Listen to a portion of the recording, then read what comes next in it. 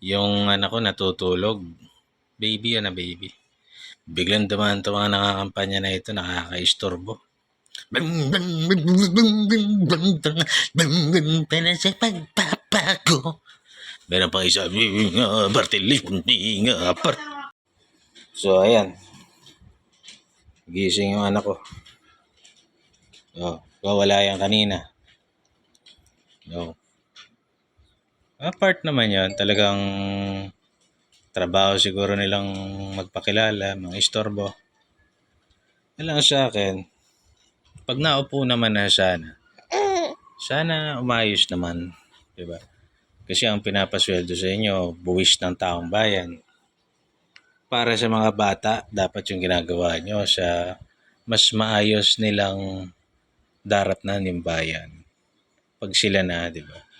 Para maprotektahan sila, 'di ba? Sa lahat ng uri ng magko-corrupt sa isip nila, 'di ba? Sana ganoon ang mindset. Mapadali yung buhay nila. Di lang mga bata, mga matatanda. Saka ng mga naghahanap buhay na, alam niya, naghahanap buhay na laking tulong sa bansa, di ba? Huwag naman yung pag nanalo kayo, putang ina, para kayong amo namin. Di ba? Di mo, binoto lang namin kayo, tapos amo ka namin. Di naman korporasyon yung gobyerno na kahit di nyo ako iboto, kung malaki yung pag-aari ko doon, tangina, mananalo ako Di naman ganun Binoboto kayo ng taong bayan, sarili nilang will. Tapos lolokohin nyo lang. Di ba? Mangangako kayo, iba yung gagawin nyo. Tatakbo kayo, mandadaya kayo.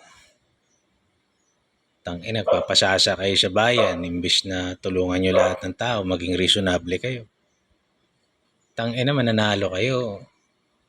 Kala nyo, Diyos kayo, mga putang ina kayo. Mayos naman kayo. Tubuan naman kayo ng konsensya. Malaki naman ang sweldo nyo Di ba? Ngayon, para doon sa mga naririnig ko, hindi ko kailangan yan, pero gusto ko lang talagang tumulong. Ay, tumulong ka. Hindi yung plastic ka, papanggap ka. Diba?